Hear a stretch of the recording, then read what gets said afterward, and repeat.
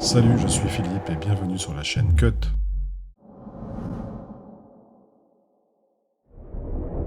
Alors les luttes sont un moyen efficace et rapide pour donner un look spécifique à nos vidéos, encore faut-il savoir les appliquer correctement. On ne peut pas appliquer des luttes comme ça sur un plan en espérant avoir un rendu cinéma, ça ne fonctionne pas comme ça. Il faudra bien sélectionner ces luttes en fonction de l'orientation artistique de son projet. On ne peut pas par exemple sur un plan comme celui-ci espérer obtenir le rendu d'un film comme Batman, ça ne colle pas du tout. Il faut être réaliste et avoir une idée de ce que l'on veut faire, de ce qu'on a tourné comme plan, déjà avoir en tête l'étalonnage qu'on souhaite avoir au moment de la prise de vue. Donc nous allons voir maintenant quelques exemples. Nous allons commencer par ce plan et je voudrais avoir une colorimétrie plus soutenue et accentuer la séparation notamment des couleurs complémentaires, avoir vraiment une séparation entre le bleu du ciel ici et ces buildings là qui ont une teinte un peu ocre. Donc la première chose que l'on peut voir au niveau de la courbe de luminance, c'est qu'au niveau des lumières on est vraiment au maximum, on est à 100 IR et que ici bon, on est à 1 IR à peu près, 1, 2, c'est un peu limite. Donc ce que nous allons faire, c'est tout d'abord rebalancer l'exposition de ce plan correctement. Donc je vais utiliser pour ça des roues de couleur pour commencer.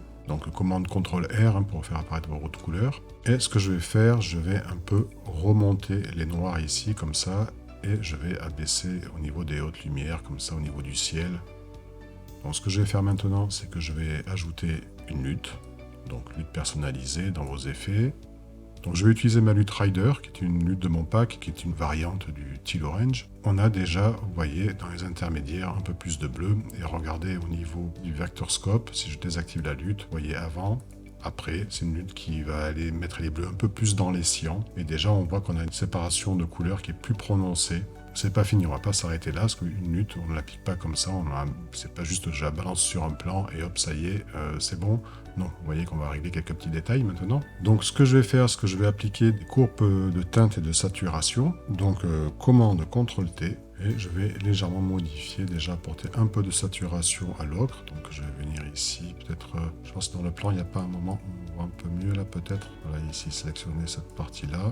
Donc je sélectionne l'orange, je vais mettre des points clés ici, pour bien fixer cette zone-là seulement, pour éviter de... Vous voyez, si je bouge ça, ça va tout bouger. Donc je mets des points de contrôle avant et après, et je vais pouvoir comme ça venir pousser un peu la saturation à ce niveau-là. Bon, vous avez une petite astuce aussi, parce que vous utilisez les points de contrôle des courbes. En maintenant Alt enfoncé, vous pouvez avoir comme ça un déplacement qui est gradué. Et si vous maintenez Maj enfoncé, vous verrouillez le point de contrôle sur l'axe vertical. Il ne pourra pas aller, vous voyez, si j'essaie de le déplacer sur les côtés, il ne pourra pas y aller.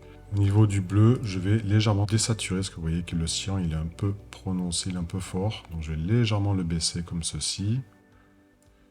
Et je peux éventuellement peut-être le pousser un peu plus dans le cyan, comme ceci, pas faire un ciel trop bizarre quand même. Voilà. Bon, maintenant, je vais utiliser la courbe SAT contre SAT. Tout à droite, ici, ce sont les zones qui sont sursaturées. Et ici, ce sont les zones qui sont sous-saturées. Donc je vais rééquilibrer un peu la saturation générale du plan. Donc en poussant un petit peu les parties qui sont le moins saturées, comme ceci.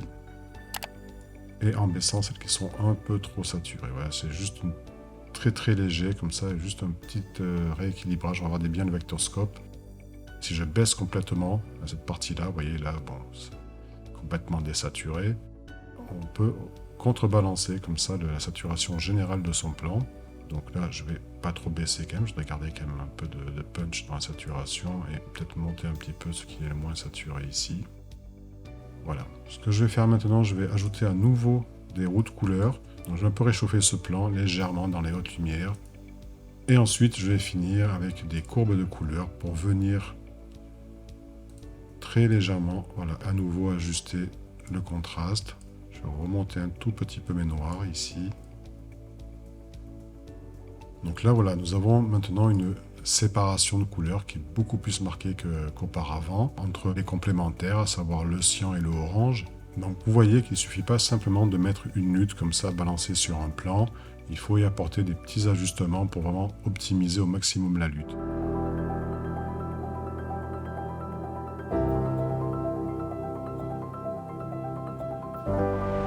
Maintenant nous allons passer à un exemple un peu plus compliqué et nous allons voir comment passer de ça à ça.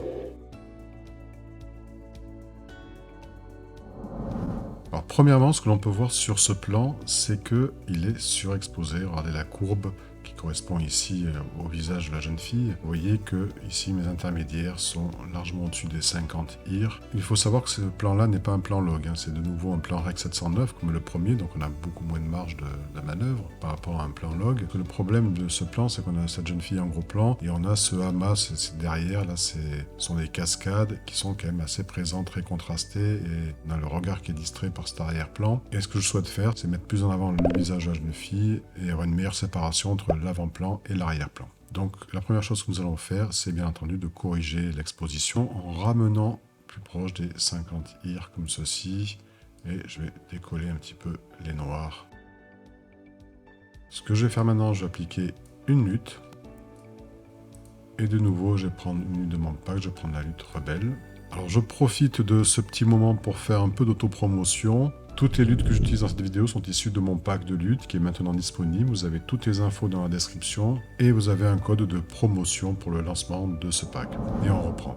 Donc j'applique la lutte, ma lutte rebelle qui est une lutte qui est très bien pour les teintes de peau, qui est très douce et qui va très bien pour ce plan-là. Comme je disais, il faut bien choisir les luttes que l'on applique sur les plans. Donc maintenant ce que je vais faire, je vais appliquer des courbes de teinte et de saturation. Et je vais venir ici légèrement désaturer le bleu comme ceci, voilà. Et je vais donner un peu plus de peps au niveau de la peau. Ici je vais un petit peu monter comme ceci. Je vais tout de même faire attention de bien avoir mes teintes de peau qui sont correctes. J'avais déjà fait un tuto là-dessus où je parlais de cela en vérifiant que c'est bien sur la ligne ici qui correspond à l'indicateur des teintes de peau. Donc là, c'est bon. Je vais de nouveau utiliser la courbe SAT contre SAT et je vais venir désaturer ce qui est sursaturé comme ça et augmenter ce qui l'est moins. Alors, ce sont toujours des ajustements qui sont très subtils, hein. Comme ceci. Alors maintenant, ce que je vais faire, c'est que je vais ajouter des roues de couleur et je vais venir donner un peu plus de punch encore au visage. Et vu que nous avons le tracking maintenant dans Final Cut, on va en profiter.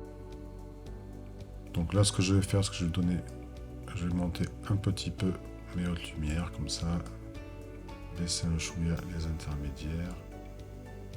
Voilà, donc on a avant, après, voilà, c'est déjà un peu plus punchy.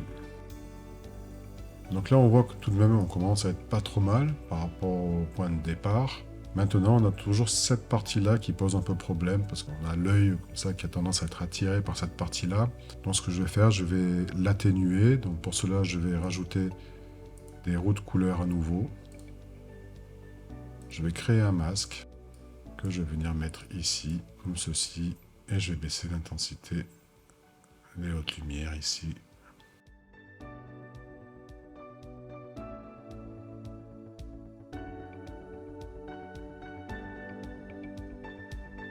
Voilà, donc là vous voyez que c'est déjà assombri, on a moins de distraction, l'œil est plus attiré maintenant par le visage que par l'arrière-plan, on a une meilleure séparation entre la jeune fille et le décor derrière, et je rappelle que nous sommes tout de même partis de ça pour arriver à cela.